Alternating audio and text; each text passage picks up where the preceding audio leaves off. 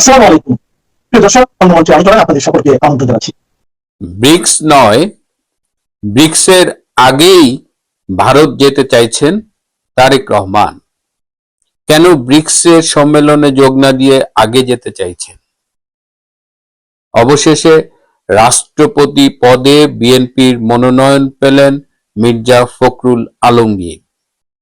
যদিও একদম শেষ মুহূর্ত পর্যন্ত এই পদে আরো বেশ কয়েকটি নাম শোনা যাচ্ছিল। এর পাশাপাশি বাংলাদেশে হঠাৎ করেই জঙ্গিদের বোমা উদ্ধার, গ্রেপ্তার, বেশ কিছু তৎপরতা লক্ষ্য করা যাচ্ছে। এর পেছনের কারণ কি? আজকে মূলত এই বিষয়গুলো নিয়ে কথা বলবো। শেষ পর্যন্ত সাথে থাকবেন। রাষ্ট্রপতি পদে মনোনয়ন নিয়ে কথা বলি। 28শে জুলাই আমরা কিন্তু রূপান্তরের সত্যের পক্ষ থেকে প্রথম বলেছিলাম যে বিএনপির মনোনীত প্রার্থী হতে যাচ্ছেন মির্জা ফখরুল আলমগীর। কারণ আমাদের কাছে খবর ছিল যে বিএনপির হাইকমান্ড থেকে মির্জা ফখরুল আলমগীরকে তখনই গ্রিন সিগন্যাল দেওয়া হয়েছিল, তার হেলথ চেক আপ করানো হয়েছিল, তার বাড়িতে পুলিশ প্রোটেকশন বাড়ানো হয়েছিল। কিন্তু তারপরেও বেশ কিছু নাম শোনা গিয়েছিল। কিন্তু সবচেয়ে বেশি চেষ্টা করেছে বর্তমানে ভারপ্রাপ্ত রাষ্ট্রপতি মেজর অবসরপ্রাপ্ত হাফিজ। যদিও জামাতে ইসলাম একজন প্রার্থী দিয়েছেন কর্নেল অলি আহমেদ, কিন্তু জামাতে ইসলাম চেয়েছিল মেজর হাফিজ যেন রাষ্ট্রপতি হয়, এবং সেক্ষেত্রে মেজর হাফিজকে দিয়ে জামাতে ইসলামের কিছু লং টার্ম প্ল্যান ছিল, কিন্তু তাদের সেই পরিকল্পনাটি ভেস্তে গেছে। আমরা যেটি বলেছিলাম, এবং বিএনপি শেষমেশ মির্জা ফখরুল আলমগীরের উপরেই আস্থা রেখেছে। একজন রাজনৈতিক ব্যক্তির, বিশেষ করে বিএনপির দৃষ্টিকোণ থেকে মির্জা ফখরুলের যে অবদান, সেই ক্ষেত্রে এই পদের জন্য তিনি অন্যতম দাবিদার ছিলেন এবং বিএনপি সেই সিদ্ধান্তটি গ্রহণ করেছেন। এটি কিন্তু রাজনৈতিক দল হিসেবে তাদের একটি ভালো সিদ্ধান্ত। মির্জা ফখরুল রাষ্ট্রপতি হলে কেমন করবেন, কিংবা তার রাষ্ট্রপতির দায়িত্ব গ্রহণের পরে বাংলাদেশের রাজনৈতিক পরিস্থিতি কেমন হবে, কেমন থাকবে, এই বিষয়গুলো ভিন্ন কথা। কিন্তু দলের পক্ষ থেকে দলের প্রতি নিবেদিত, প্রবীণ, অভিজ্ঞ এরকম একজনকে মনোনয়ন দেওয়ার এই যে বিষয়টি, এটি অবশ্যই বিএনপির জন্য মঙ্গলজনক হয়েছে বলে আমার ধারণা। অতীতে আমরা দেখেছি কোন রাজনৈতিক দল যখন তাদের রাজনৈতিক নেতৃত্বের বাইরে গিয়ে রাষ্ট্রপতি নির্বাচন করেছেন, সেখানেই প্রবলেম হয়েছে। সেটা অতীতে আওয়ামী লীগের সেই প্রধান বিচারপতি শাহাবুদ্দিন আহমেদ, কিংবা বিএনপির অধ্যাপক ইয়াজউদ্দিন আহমেদ, দুজনই কিন্তু যারা তাদের নির্বাচিত করেছিল তাদের পক্ষে কাজ করতে পারেনি। অধ্যাপক ইয়াজউদ্দিন আহমেদের পারফরমেন্স ছিল খুবই পুয়ার, ওয়ারাজ আব্দুর রহমান বিশ্বাস বলেন কিংবা জিল্লুর রহমান বলেন, তাদের পারফরমেন্সটা ছিল অন্যরকম। তো সেই দৃষ্টিতে মির্জা ফখরুল আলমগীরের মনোনয়নটা বিএনপি পন্থী কিংবা এর বাইরেও দেখলাম অনেকেই সমর্থন করছেন। এবার তারেক রহমানের ভারত সফরে যাওয়ার কথা আমরাই বলেছি, আরো অনেকেই বলেছেন যে তিনি ব্রিক্স সম্মেলনে যাচ্ছেন, কারণ ভারত এসে তাকে অনুরোধ জানিয়ে গেছে, আমন্ত্রণ জানিয়ে গেছে। সার্জিও গোট যে এসেছিলেন, তিনিও কিন্তু তারেক রহমানকে বলে গেছেন ব্রিক্স সম্মেলনে ভারতে যেতে। এবং ব্রিক্স সম্মেলনে গেলে যেটা হতো যে সাইড লাইনে বিশ্বের অনেকগুলো দেশের সরকার প্রধানের সাথে তার দেখা হবার সম্ভাবনা তৈরি হতো, নরেন্দ্র মোদীর সাথে হয়তো তার কথা হতো। কিন্তু এই তারেক রহমানের সমর্থক যে মিডিয়ার কিছু লোক আছে, বা এর বাইরেও যে পাকিস্তানপন্থী যে ধারাটা আছে, তারা চাইছিল না যে তারেক রহমান ভারতে যাক, বিশেষ করে ব্রিক্সের সম্মেলনে যাক। এই অবস্থায় বাংলাদেশ সরকারের পক্ষ থেকে ভারতকে একটি প্রস্তাব দেওয়া হয়েছে যে ব্রিক্স সম্মেলনের আগেই তারেক রহমান ভারত সফরে যেতে চান। এটি একটি, যেহেতু আমি আগেই বলেছি যে নরেন্দ্র মোদীর একটা ইনভাইটেশন কিন্তু তারেক রহমানের কাছে ছিল, যেটা ভারতের পররাষ্ট্রমন্ত্রী দিয়ে গিয়েছিলেন, সেই ডক্টর জয়শঙ্করের মাধ্যমে যে নিমন্ত্রণ পত্রটি তিনি পেয়েছিলেন মোদীর পক্ষ থেকে, সেই আমন্ত্রণটাকেই এখন বাংলাদেশ সরকার মনে করেন যে এখনই যাওয়ার সময়। বাংলাদেশের পক্ষ থেকে 3টা ডেট দেওয়া হয়েছে, 26শে আগস্ট থেকে 28শে আগস্ট, 31শে আগস্ট থেকে 1 সেপ্টেম্বর, অথবা 6 সেপ্টেম্বর থেকে 8 সেপ্টেম্বর। এর যে কোনো একটা স্লটে তারেক রহমান ভারতে সরকারি সফরে যেতে চান। এখন দিল্লি থেকে জানানো হবে যে কোন ডেটটা তাদের জন্য সুইটেবল, অথবা যেহেতু ব্রিক্স সম্মেলন সামনে, এই 3টির একটির মধ্যেও তারেক রহমান যেতে পারেন, অথবা দিল্লির পক্ষ থেকে নতুন কোনো তারিখ প্রস্তাব করা হতে পারে। যাই হোক, মোদ্দা কথা হলো তারেক রহমান ভারতে যাচ্ছেন, সেটা ব্রিক্স সম্মেলনে হোক, ব্রিক্সের আগে হোক বা পরে হোক। কেন যাচ্ছেন? এত ভারত বিরোধিতা, তার চারিপাশে সব ভারত বিরোধী লোকজন, ঢাকা না দিল্লি স্লোগানে সারাক্ষণ তারা মাতিয়ে রাখেন, সেই তারেক রহমান কেন ভারতে যাচ্ছেন? আমরা দেখেছি, আমি এখানে অনেকবারই বলেছি, সার্জিও ঘোর এসে কি বলে গেছেন, দীনেশ ত্রিবেদী কি বলেছেন, রয়ের প্রধান তার দলবল নিয়ে এসেছিলেন, তারা কি বলেছেন, এবং সবকিছু কিন্তু সেই ঘুরে ফিরে বাংলাদেশে একটি inclusive Democratic political environment, Awami লীগের কার্যক্রমের উপর থেকে নিষেধাজ্ঞা তুলে নেওয়া, জঙ্গি সন্ত্রাসীদের নিয়ন্ত্রণ করা, এবং পরিস্থিতি যেদিকে যাচ্ছে তাতে হয়তো বাংলাদেশ একটি মধ্যবর্তী নির্বাচনের দিকেই যাচ্ছে। তো এটা নিয়ে তারেক রহমান প্রধানমন্ত্রীর দায়িত্ব নেবার পরে কিন্তু বেশ গড়িমসি করছিলেন, কিন্তু এখন পরিস্থিতি এমন দাঁড়িয়েছে যে গড়িমসি করার সুযোগ নেই, হয় করো নইলে পরিণতি ভোগ করো। তারেক রহমান ভারতে গেলে তাকে এই বিষয়গুলো নিয়েই কথা বলা হবে। এবং একটা জিনিস খেয়াল করেছেন যে শেখ হাসিনার সরকার, তার যে পররাষ্ট্রনীতি ছিল, বঙ্গবন্ধুর পররাষ্ট্রনীতি, যে সবার প্রতি বন্ধুত্ব, কারো প্রতি শত্রুতা নয়, এবং যে কারণে দেখা গেছে বাংলাদেশে কিন্তু ভারতীয় বিনিয়োগ আছে, যেমন রাশিয়ান বিনিয়োগ আছে, চায়নার বিনিয়োগ তো অনেক ছিল, আমেরিকাও কিন্তু বাংলাদেশে প্রচুর ব্যবসা করেছে শেখ হাসিনার আমলে। আমেরিকার সাথে সম্পর্কের যতই টানাপোড়েন শেষ দিকে দেখা যাক, আমেরিকার কিন্তু প্রচুর ব্যবসা বাংলাদেশে ছিল। কিন্তু এখন সেই পরিস্থিতিটা নেই। একটা ফরেন ইনভেস্টমেন্ট আসার জন্য যে পলিটিক্যাল স্ট্যাবিলিটিটা দরকার, সেটা বাংলাদেশে এখন নেই। ন্যাচারালি ফরেন ইনভেস্টমেন্ট তেমন উল্লেখযোগ্য হারে আসছে না। এদিকে খলিল সাহেব পররাষ্ট্রমন্ত্রী হয়ে, তিনি সবাই জানেন যে তিনি আমেরিকার পেইড এজেন্ট বলা যায়, যে আমেরিকার এজেন্ট হিসেবে তিনি কাজ করেন, তিনি আমেরিকার সাথে বাণিজ্য চুক্তি করেন, আবার তিনি চায়নায় যে চায়নাকে সবকিছু দিয়ে আসেন, আবার তিনি ভারতে ট্রানজিটে বৈঠক করে ভারতকেও সবকিছু দিয়ে আসেন। অর্থাৎ ডক্টর খলিলুর রহমান পররাষ্ট্রমন্ত্রী হিসেবে এমন গুবলেট পাকিয়েছে যে পুরা তারেক রহমানের সরকারকে কিন্তু খুব বিব্রতকর অবস্থায় ফেলে দিয়েছে। তার উপরে আমেরিকাও ক্ষুব্ধ, চায়নাও ক্ষুব্ধ, ভারত তো বিশ্বাসই করে না। তো এইরকম একটা অবস্থায় তারেক রহমান ভারত যাবেন, এবং ভারত থেকে তাকে যা বলা হবে সেটা তো আমরা ইতিমধ্যে আলাপ করেছি, এবং তাকে ফিরে এসে এই আওয়ামী লীগের উপরে নিষেধাজ্ঞা তুলতে হবে, এই আইসিটির বিচারের নামে প্রহসন বন্ধ করতে হবে, শেখ হাসিনার ফেরার পথ এবং ফেরার পরে নিরাপত্তা এইগুলো নিশ্চিত করতে হবে, এবং বাংলাদেশে সবাই মিলে রাজনীতিটা করতে হবে। এবং এই যে এসেছিল, বলেছি 161 পৃষ্ঠার একটা রিপোর্ট দিয়ে গেছিল, কোথায় কোথায় জঙ্গিরা আস্তানা গেড়েছে এসব বলেছিল, এবং 16ই আগস্ট পর্যন্ত সময় দিয়েছিল বোধ আমেরিকা এবং ভারতের পক্ষ থেকে যে এর মধ্যে যদি ব্যবস্থা না নেওয়া হয় তাহলে তারা ব্যবস্থা নেবে।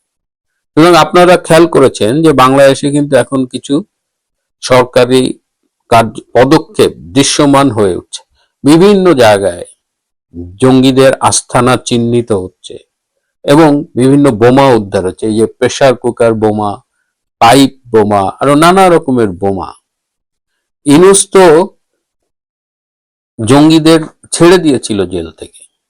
এই যে জেএমবির মামুন, বিশিষ্ট জঙ্গি বোমাবাজ, এই মামুন কিন্তু এখন মুক্ত, সে এইসব বোমা টোমা বানানোর অন্যতম কারিগর। তো এখন হঠাৎ খেয়াল করেছেন যে এরা গ্রেপ্তার হচ্ছে, এবং একজনকে গ্রেপ্তার করেছে বাংলাদেশ সরকার স্বীকার করেছে, আরো 7 জন সন্দেহভাজন জঙ্গি সন্ত্রাসী তাদের গ্রেপ্তার করা হয়েছে, কিন্তু মিডিয়ায় আসেনি, বাংলাদেশ সরকারের কেউ বলেনি। এই 7 জনকে বিশেষ বিমান পাঠিয়ে ভারত তাদের দেশে নিয়ে গেছে। অর্থাৎ এই 7 জন সন্দেহভাজন জঙ্গিকে বিশেষ বিমানে ভারতে নিয়ে যাওয়া হয়েছে। ভারতই তাদের জিজ্ঞাসাবাদ করবে বা যা করার করবে। তাহলে এখন আমরা অপেক্ষা করি যে তারেক রহমান ভারতে যাচ্ছেন এবং ভারত থেকে কি বার্তা তিনি নিয়ে আসবেন। প্রিয় বন্ধুরা, আজ এ পর্যন্তই। ভালো থাকবেন, সুস্থ থাকবেন, তার চেয়েও জরুরি হলো নিরাপদে থাকবেন। সবাইকে অনেক ধন্যবাদ। আসসালামু আলাইকুম রহমতুল্লাহ। সম্মানিত দর্শক, বাঙালির শত অভাব অভিযোগের মধ্যেও এই মুহূর্তে যে বিষয়টি নিয়ে বেশ রমরমে আলোচনা, সেটি হলো কে হচ্ছেন রাষ্ট্রপতি। আমরা এমনি গল্পগুজব করতে ভালোবাসি, গল্পগুজব শুনতে ভালোবাসি, এবং আমাদের শৈশবে আমরা সবাই রাজা হতে চাইতাম, সেনাপতি হতে চাইতাম, মন্ত্রী হতে চাইতাম, কোতোয়াল হতে চাইতাম। মানে ছোটখাটো বিষয় নেই, গ্রামের একেবারে চকিদার হোক, প্রান্তিক জনগোষ্ঠী হোক, সেই তার ছেলেকে একটা বিরাট তলোয়ার দিয়ে বা রাজা সাজিয়ে সিংহাসন বানিয়ে এই ছোট ছোট বাড়িতে যাত্রাগানের যে পালা হতো সেখানে রাজা উজির খেলা, মারামারি, এগুলো সবই হতো। আমরা শিশু থেকে সেই রাজা বাদশাদের গল্প শোনাতাম, মন্ত্রীর ছেলে, তারপরে রাজকুমারের বন্ধু, রাজরানীর সাথে সে কোন রাক্ষসের বিয়ে হয়, এই জিনিসগুলো আমরা ছোটকাল থেকে শুনে আসছি। অদ্ভুত অদ্ভুত সব রূপকথা, এবং পৃথিবীতে যে রূপকথার জনক বলা হয়, তার চেয়ে এত ভালো গল্প পৃথিবীতে কেউ লিখতে পারে নাই। তিনি হলেন ডেনমার্কের হ্যান্স ক্রিশ্চিয়ান অ্যান্ডারসন। তা আমি ওনার বইগুলো পড়েছি, ওনার ভালো লেখাগুলো সবই পড়েছি। অসাধারণ গল্প। কিন্তু এই যে আমরা বাঙালি যে গল্পগুলো আমরা বলি, রাজাদেরকে নিয়ে, বাদশাদেরকে নিয়ে বিভিন্ন রকম আজগুবি গল্প, এই ধরনের গল্প যদি ওনার হাতে পড়তে, মানে এটা মহাকাব্য তৈরি হয়ে যেত, ইলিয়াড অডিসির চেয়ে বড় কিছু হয়ে যেত। কিংবা আমাদের যে বাঙালির যে সে মরে যাচ্ছে, তার অসংখ্য রোগ বালাই, কিন্তু এর মধ্যে তার রাজা দেখার খুব শখ, রানী দেখার খুব শখ। গ্রামের একটা বুড়ি, সে কোনো অবস্থাতেই হাঁটাচলা করতে পারে না, কিন্তু প্রেসিডেন্ট গেছে 70-এর দশকে, বঙ্গবন্ধু গেছেন, জিয়াউর রহমান গেছেন, বুড়ি বলছে আমি একটু রাজা দেখবো। সে তার ছেলেরা অনেক, যাকে বলা হয়, তাকে পালকিতে করে বা ওই দরিদ্র হলে সেই কি বললো যে একটা চকিতে বসে, তারপরে ছেলেরা তাকে কাঁধে করে এই জনসভার অনেক দূরে নিয়ে ওই দূর থেকে রাজা দেখায় নিয়ে আসতো। এই ঘটনা আমাদের দেশে ঘটে। তো ওই অভ্যাস থেকে আমরা এখনো নিজেদেরকে বাঁচাতে পারিনি। আমাদের দেশে এখন বিদ্যুৎ নেই, টাকা নেই, ব্যবসা নেই, বাণিজ্য নেই, সরকারের কোনো ভবিষ্যৎ নেই, বিরোধী দলের ভবিষ্যৎ নেই, রাজনীতিবিদদের ভবিষ্যৎ নেই, কোনো মানুষের ইমেজ নেই, নায়িকাদের কামনা নেই, বাসনা নেই, গায়িকাদের কোনো গান নেই। যারা চিত্রশিল্পী, এরকম কোনো চিত্রশিল্পী ছবি এঁকে দিবে, তারপরে আপনি তাকে 500 টাকা দিবেন, এরকম কোনো চিত্রশিল্পীও নেই, দাতাও নেই। অর্থাৎ আমাদের শিল্প, সাহিত্য, সংস্কৃতি, অর্থনীতি সবকিছু যেখানে মুখ থুবড়ে পড়েছে। আমরা এখন নাটক দেখার জন্য যাই না, সিনেমা দেখার জন্য হলে ভিড় করি না, কোনো সিনেমার তারকা বা টেলিভিশনের তারকা তাদেরকে দেখলে আমরা আবেগ আপ্লুত হয়ে পড়ি না, দৌড়ে যাই না। একটা মানে অটোগ্রাফের জন্য আমাদের ছেলেমেয়েরা দৌড়ে গেছে। গত 2-3 বছর আমি এরকম কোনো দৃশ্য দেখিনি। সেটা ডক্টর ইউনূস হোক, সাকিব খান হোক, সাকিব আল হাসান হোক, কিংবা আমি গোলাম মোল্লা রনি হই।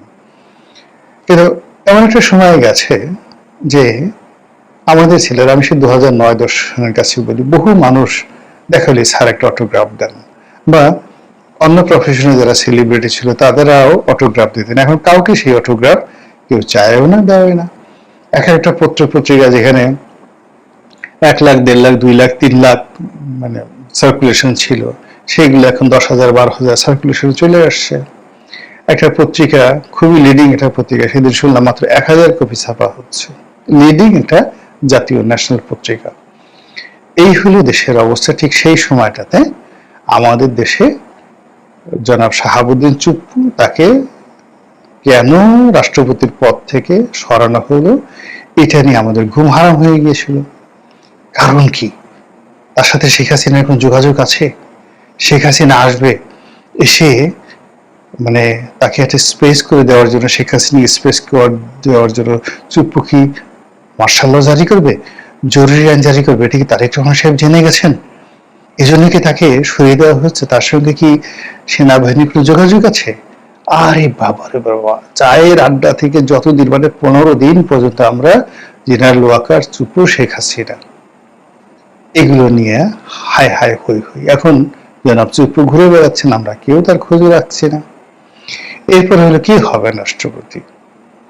এই রাষ্ট্রপতি হবে, আমরা এই গত সেই চুপ্পু সাহেব যাওয়ার পর থেকেই একবার জনাব তারেক রহমান সাহেবের ওয়াইফের আত্মীয় আইরিন খান, তাকে রাষ্ট্রপতি বানালাম। তারপরে ডক্টর ইউনূসকে বানালাম, মেজর হাফিজকে বানালাম।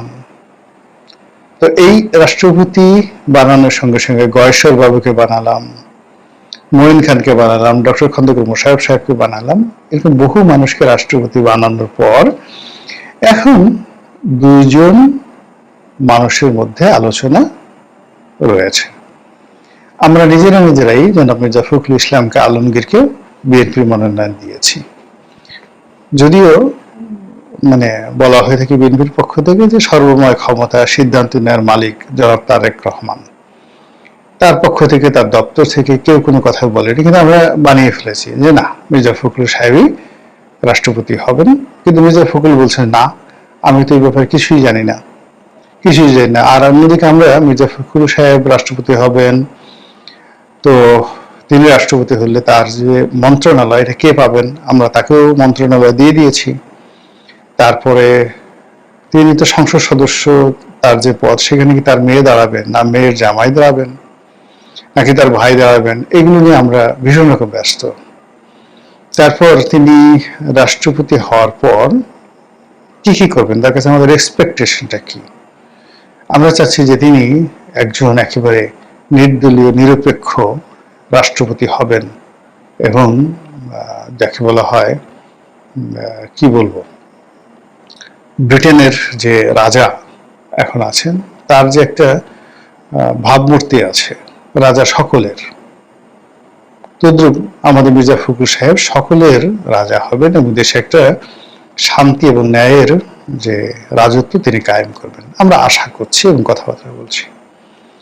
অন্যদিকে জামাত, আমাদের দেশের বরেণ্য বীর মুক্তিযোদ্ধা জনাব কর্নেল অলি, তো কর্নেল অলিকে তারা 11 দলীয় জোট, যেটা সংসদের বাইরে যে একটা রাজনৈতিক জোট আছে, তাদের প্রার্থী হিসেবে মনোনয়ন দিয়েছে। আমরা নির্ঘাত জানি যে এখানে জামাত কাকে মনোনয়ন দিল, তারা যদি এনে এখন ডোনাল্ড ট্রাম্পকেও মনোনয়ন দেয়, বর্তমান সিস্টেমে তার কোনো অবস্থাতে রাষ্ট্রপতি হওয়ার কোনো রকম সুযোগ নেই।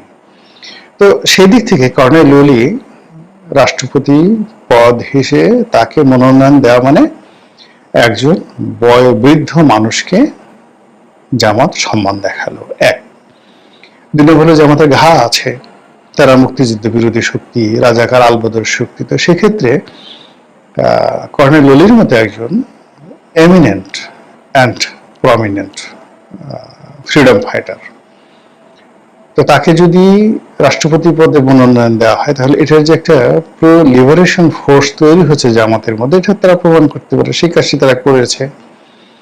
দ্বিতীয়ত, কর্নেল ওলির কাছে অনেক হাড়ির খবর আছে। এর কারণ হলো যেহেতু তিনি সেনাবাহিনীতে ছিলেন এবং শহীদ প্রেসিডেন্ট জিয়াউর রহমানের একেবারে ঘনিষ্ঠজন ছিলেন, একই জায়গাতে তারা যুদ্ধ করেছেন, সম্ভবত একই কোম্পানিতে বা একই ব্যাটালিয়নে তারা ছিলেন।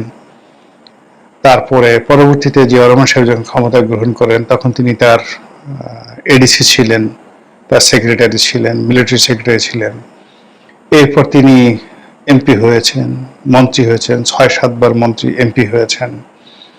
বেগম জিয়ার সঙ্গে তার অসাধারণ একটা ব্যক্তিগত সম্পর্ক ছিল, খুব ভালো একটা সম্পর্ক ছিল, এবং বিএনপির মধ্যে তিনি খুবই প্রভাবশালী ছিলেন। এখন সালাউদ্দিন সাহেব যেভাবে প্রভাবশালী, একইভাবে আগের সরকারে তিনি একেবারে যোগাযোগ মন্ত্রণালয়, বৃহত্তর যোগাযোগ মন্ত্রণালয়ের যোগাযোগ মন্ত্রী ছিলেন। এই যে যমুনা যে সেতু, এই সেতু তার হাত দিয়ে করা। তো সবাই বলা বলি করে যে এত বর্ণাঢ্য রাজনীতি, তারপর চাকুরি, সেনাবাহিনীর কর্নেল পদে চাকুরি, মন্ত্রী, এমপি, এত কিছু করার পরও তার বিরুদ্ধে দুর্নীতির অভিযোগ আসলে এভাবে তার কর্তৃপক্ষরা তুলতে পারেনি। তার ভিতরে তার অহমিকা আছে। কেউ কেউ তাকে বলার চেষ্টা করেন যে সব ব্যাপারে তিনি ক্রেডিট নিতে চান, তিনি কাউকে সম্মান করতে চান না, সবাইকে ছোট করতে চান, এই কথাগুলো অভিযোগ রয়েছে। কিন্তু কেউ বলতে পারবে না সে যে দুর্নীতিবাজ।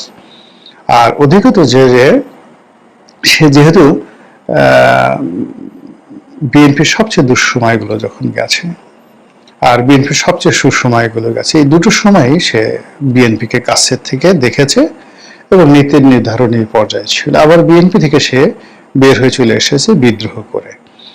তো সব মিলিয়ে তার যে জীবন, এটা বিতর্কিত, আলোচিত, সমালোচিত, সফল, সার্থক এবং অ্যাট দ্য সেম টাইম মানে অনেকের কাছে তিনি যাকে বলা হয় একেবারে অপছন্দের মানুষ।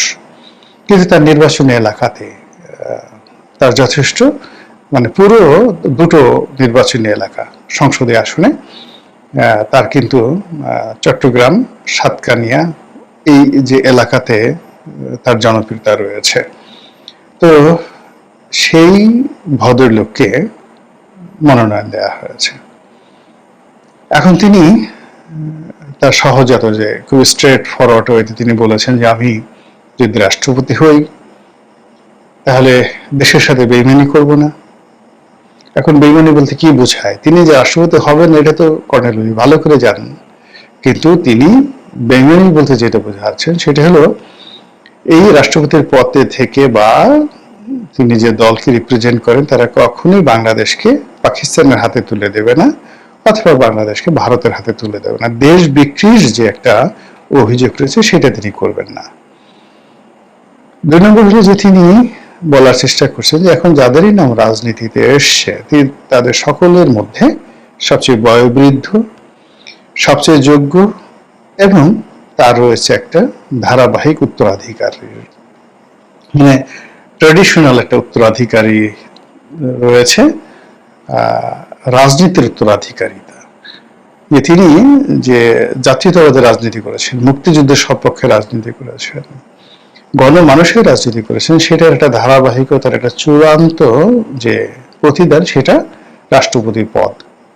এক্ষেত্রে তার সাথে তুলনা করা যেতে পারে এরকম অন্য কেউ নাই। তিনি মির্জা ফখরুল সাহেবকে উল্লেখ করছেন না, কিন্তু তার একটা ধারণা যে রাজনীতিতে তিনি মির্জা ফখরুল সাহেবের চাইতে অনেক অনেক সিনিয়র।